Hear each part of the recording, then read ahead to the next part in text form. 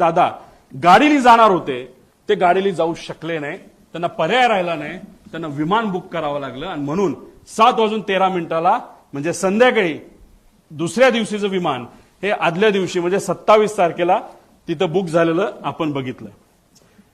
पूर्व विदर्भातील एक कुठले तरी नेते हे मोबाईल चेक करा दादांचे, नाही तर लँडलाईनवर कोणाचा फोन होता काय होता मला माहित नाही, पण मला जे कळालेलं आहे सही करावीच लागते, फार महत्वाची फाईल आहे.